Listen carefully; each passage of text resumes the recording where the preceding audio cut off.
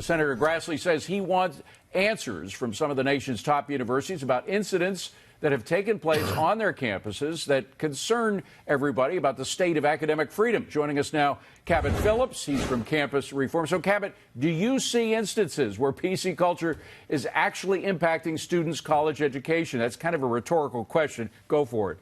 Yeah.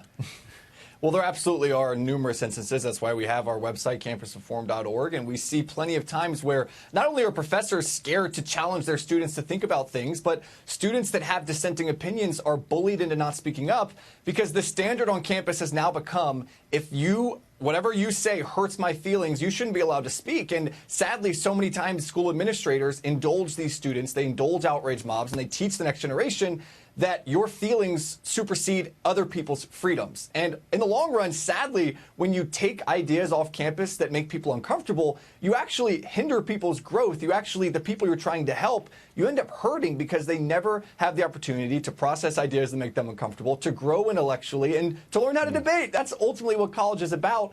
And so many people are walking on tiptoes, walking on eggshells because they're afraid that they'll fall victim to the outrage mob if they dare to buck the trend. And it is, let's be honest, it is a liberal ideology that's welcomed on campus, and things that go against that are the things that are pushed back on the most.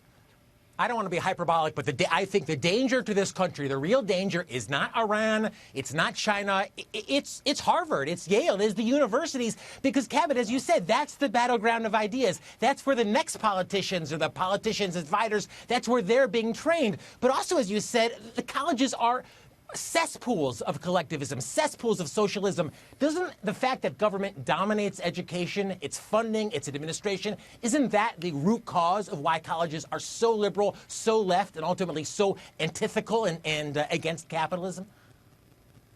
I think that's one big reason for it. And for so long, it's increased steadily because we haven't seen any accountability. Thankfully, we saw this year President Trump issue an executive order on free speech. We've seen senators like Grassley and Senator Cruz speak out about this. And I ultimately do think it's going to take accountability to change this problem.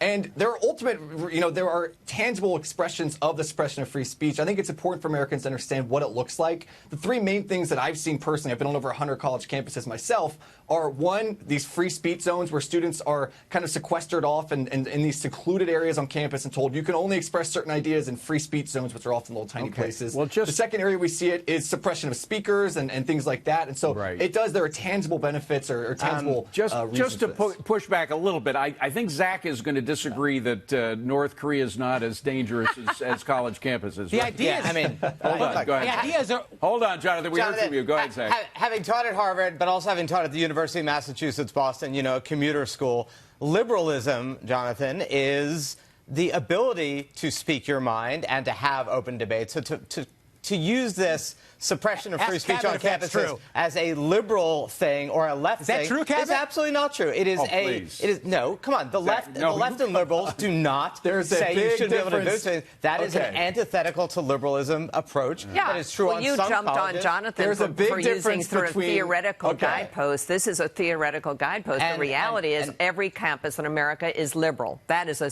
a reality. Yes, well, that is certainly true. There's the a big University of difference Chicago's also between classical liberalism and modern-day leftism. Look, you don't have such things as conservative outrage mobs. I've been on campuses, walked around with a $100 bill and told students, if you can give me an example of conservative students shutting down a liberal speaker, a liberal professor, liberal ideas, I'll give you $100. There aren't instances of that. It's very easy to track what side this is coming from. It's coming from the political left. There's a big difference between classical liberalism, which does embrace the ideas of free speech, and modern-day leftism, which doesn't. Let me interject a little bit. I just had both my kids in college over the last few years. I have two of my closest friends have kids in college right now, and you're 100% correct. People are walking around on eggshells on what they can say, how they can say it, and where they can say it. So my specific question to you, Cabot, what are you going to do to change it? Yeah. I know you want to change it, but what specifically can anybody do to change it?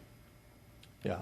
Well, I think the big one thing you can do first off is letting market forces take impact. Don't send your kid to a college if you look up what they stand for and they're not doing enough to protect ideological diversity on campus. And I think that legislation also can play a role in this. Universities making sure that schools aren't getting funding if they aren't doing enough to protect fundamental elements like the First Amendment of the Constitution. And to go back to the earlier point, if there were liberal ideas that were being suppressed on campus, you would have Democrat congressmen and senators speaking up. There's a reason it's only Republican members of Congress and Senate that are speaking up about this problem I'm sorry, because but it's that's their simply not true. ideas There are from the plenty right of liberal ideas that are down. being suppressed on campus, including the idea that you can debate racism and race and gender. Those are things that a lot of campuses or some campuses are trying to preclude discussion about. A liberal approach that would say you have to have an open dialogue. All right, well, Zach, let me ask you a question. Point to one instance where a liberal or socialist was shut down by a conservative group. I mean, on campus. I can't think of one, but I'm sure Cabot can give us dozens of examples of the other way around, right? Yes, and I'm agreeing that there is a far left or whatever one call it. I'm just saying that is not the liberal attitude of most universities, and it's not what most universities are defending. Try wearing a MAGA hat on any one of these university campuses right now and see what happens. Case closed. We got to leave it at that. My coworker Hayden Williams was hospitalized for doing just that, for wearing a MAGA hat on campus. It can be dangerous. It can be dangerous. Berkeley. Cabot Phillips, great to see you, my friend. Thank you for coming in. Appreciate it.